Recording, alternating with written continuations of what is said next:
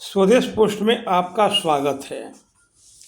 फिर Iran USA में संघर्ष की शुरुआत हो गई है। एक दूसरे पर मिसाइलों ड्रोन से हमला लोग शुरू कर दिए हैं। ये एक बहुत बड़ी दुर्भाग्य की बात है। एक तरफ यूएसए और ईरान के बीच एमओयू पर हस्ताक्षर होता है, लेकिन वो हस्ताक्षर पर टिकता नहीं है कि आगे पुनः फाइनल एग्रीमेंट किया जाए और बीच में संघर्ष स्टार्ट हो जाता है। तो लगता है कि यह संघर्ष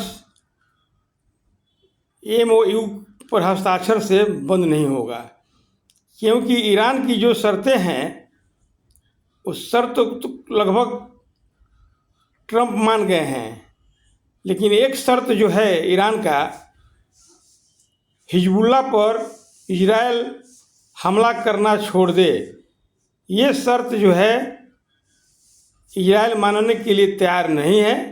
क्योंकि हमने पहले ही बताया था कि यह सफल तभी होगा एमओयू, उसके बाद में फाइनल जो घोषणाएं हैं या एग्रीमेंट है, सफल तभी होगा जब इसमें ईरान, यूएसए और इजराइल के प्रतिनिधि भी शामिल होंगे।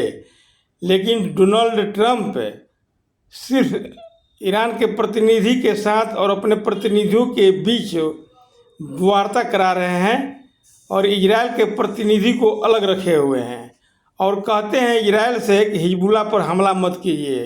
ये पॉसिबल नहीं है, क्योंकि इजराइल है कि मानता नहीं, क्योंकि डोनाल्ड ट्रंप बहुत दूर हैं इजराइल से। इजराइल बहुत सारी समस्याओं से घिरा है, वो अपनी समस्याओं को महसूस करता है, उसकी समस्या यूएसए नहीं महसूस करता है। आज इजराइल की सैनिक 3 देशों में घुसे हुए हैं, सीरिया, लेबनान और गाजा पट्टी में। और तीनों देश में इजराइल के सैनिक अंदर तक गए हैं और ये इजराइल पीछे हटने के लिए तैयार नहीं है।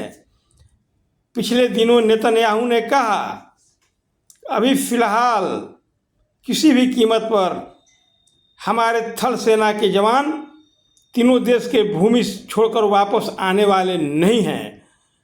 अब सोचिए कि क्या ईरान का जो शर्त है हिजबुल्लाह पर हमला जब बंद होगा तो हम फाइनल एग्रीमेंट करेंगे, क्या वो संभव है?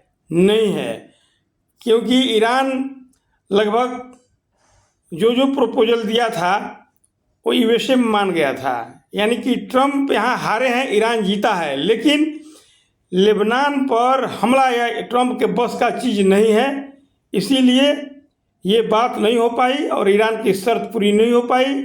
पुनः संघर्ष की शुरुआत हो गई है। अब सोचिए कि कहा जाता है कि अमेरिका को दुनिया का सुपर पावर माना जाता है, उसके प्रेसिडेंट को दुनिया का सबसे शक्तिशाली व्यक्ति माना जाता है। लेकिन अमेरिका के लोकतांत्रिक इतिहास में ये पहली बार ऐसा हुआ है कि ट्रंप के नेतृत्व में अमेरिका की फजीहत दुनिया में हो गई है। गीदड़ की तरह दुम दाब कर ये व्यक्ति ईरान संघर्ष से भागना चाहता है, लेकिन ईरान ऐसा है कि वो भी तो जान गया है कि यूएसए कहाँ फंसा है, वो भी जल्दी भागने नहीं दे रहा है, ऐसा घन चक्कर में फंसा लिया है। इसलिए मित्रों,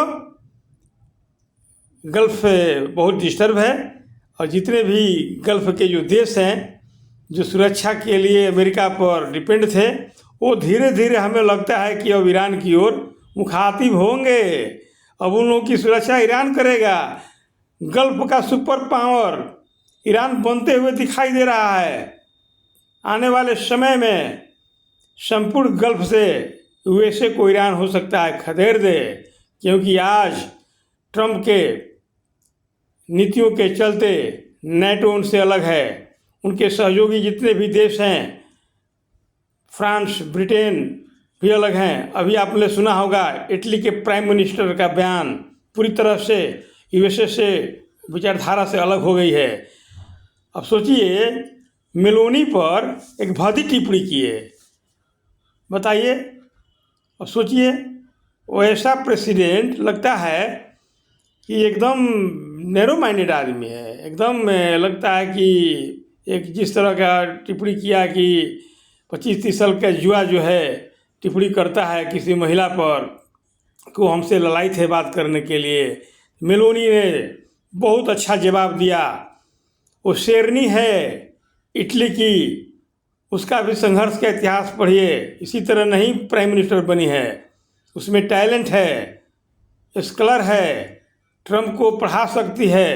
भले ट्रम्प ताकतवर हैं इटली से, वो अलग बात है, लेकिन व्यक्तिगत तौर पर ज्ञान की अगर बात होगी तो मेलोनी जो है ट्रम्प पर भारी पड़ेगी। इसीलिए गल्फ कंट्री का संघर्ष जल्दी लगता है ख़त्म नहीं होगा।